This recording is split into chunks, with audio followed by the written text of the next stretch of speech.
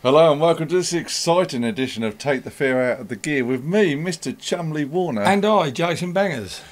And today it's the famous Kurzweil K2000 keyboard. Could this probably have been the Hydrosynth of the 90s?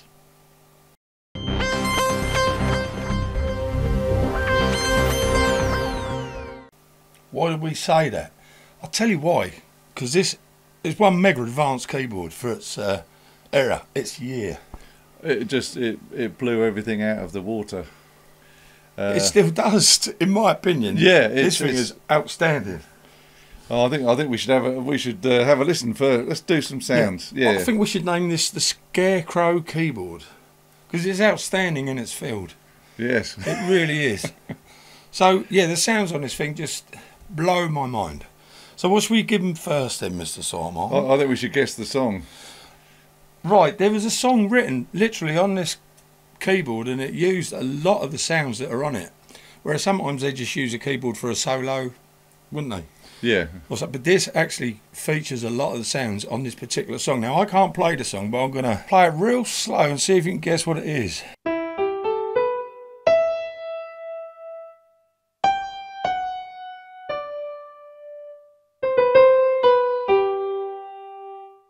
Any clues?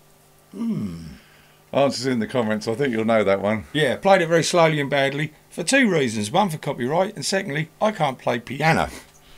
And that was preset number one. That was the acoustic piano, the famous one. Should you say though that on the record they did put a lot of delay on it? Yeah, obviously if you want to make it sound like the record we're talking about, it had loads of delay and effects on it. There was another massive sound in there, side that come in at the beginning of that song. Oh yeah, yeah. So should we go there? Yeah, let's go there. Let me just see which one it was.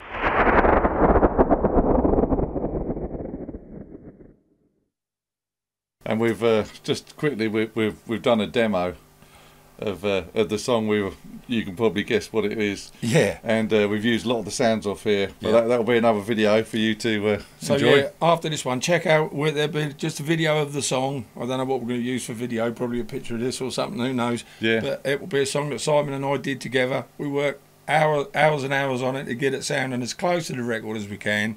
So you go and have a listen to that after this video and see what you think. Let's have another sound then.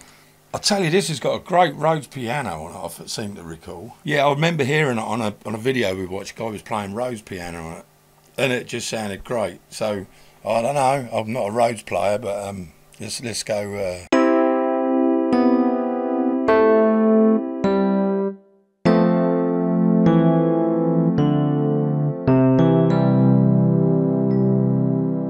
So you can program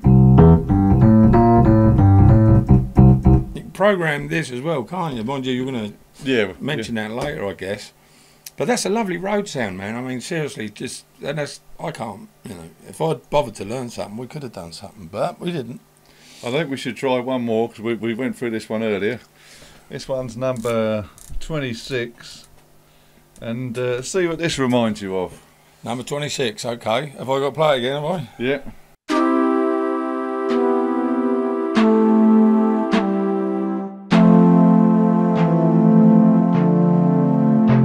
I didn't even know what sound that was going to be, but that's kind of is that the song you're referring to? Yeah, that's very Beatles. Oh yeah.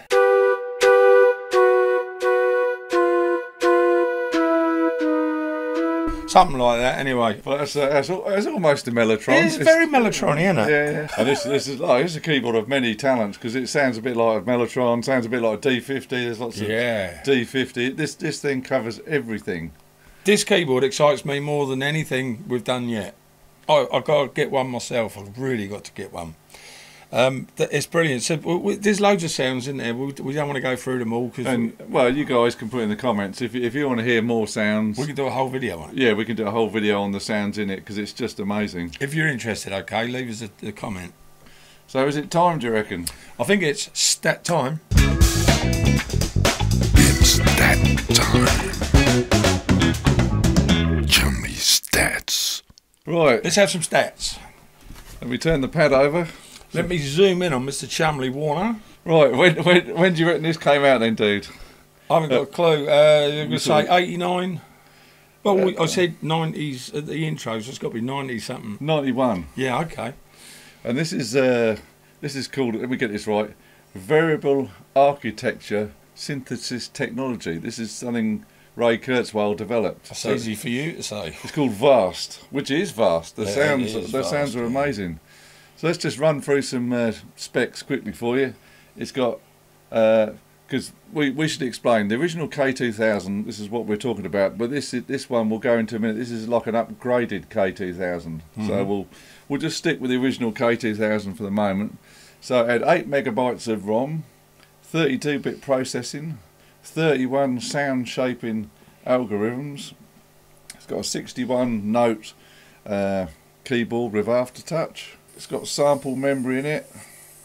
It's obviously got a 3.5-inch disk drive. It's got SCSI on it, so you can plug in a CD-ROM or an external hard drive. It's got a 32-track sequencer in it. Goodness. So you can sequence your songs on it. I didn't expect that. It's got effects on it, and apparently these effects are by Digitech, licensed from Digitech, so it's got a Digitech DSP effects engine in it. And if you haven't guessed in the comments already, it was famously used by Stevie Wonder.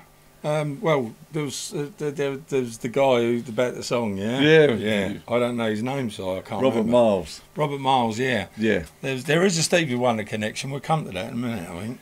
Yeah, let's have a look. And incredibly, on the floppy drive, you can load standard MIDI files. That's incredible. And coming on to that, the file system is MS-DOS. So at the time, you could take the discs out of this, put it in your MS-DOS IBM compatible computer, play with it, and then put it back in. How cool is that? That's awesome. There's none of this, messing around with different file systems. Absolutely not. So as we said, we're telling you about the original K2000. This is the last in the series. This is the K2VX. So this has got all the extras built in. This one has actually got 24 megabytes of ROM, so a lot more. And this has got what you could add to the K2000. This has got apparently the orchestral and the contemporary ROM boards built in. So it's got all these extras built into it.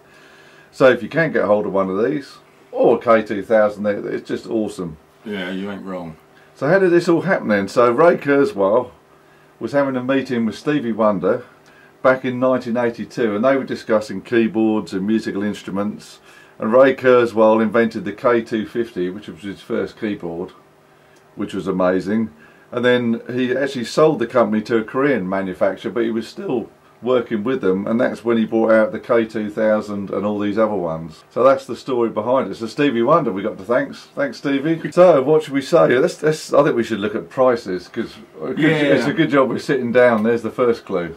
Well, yeah, see now, I don't know, I mean, how much would I pay for one? I'd happily go 300 quid, but I don't think I'd get one for that money.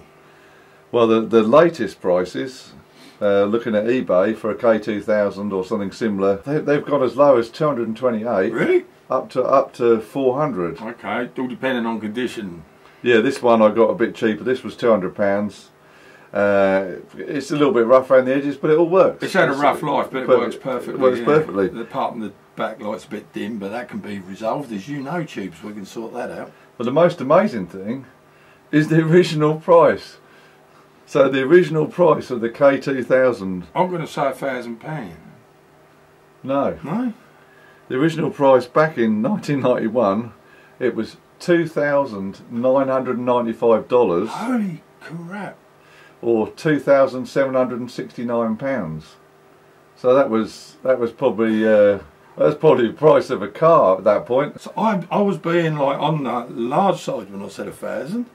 Oh dear, that was an expensive keyboard. At the time, this was groundbreaking. It still is though. And this version of it, which came out a couple of years later, the K2VX, it was $3,495. But it was unbelievable. So pick one of these up today for around about 300 or 400 quid. Then you're getting something really special, man. And as Jay said earlier, this still holds up today. It does. This is the Hydra synth for the 90s. It's got drums in it, oboes and clarinet everything. and trumpets. You name it. This thing has got everything. Rain, thunder, you know. Probably even got the obligatory helicopter in there. Oh, it's bound to. So if you want to complete your life, buy one of these and buy a Hydrosynth.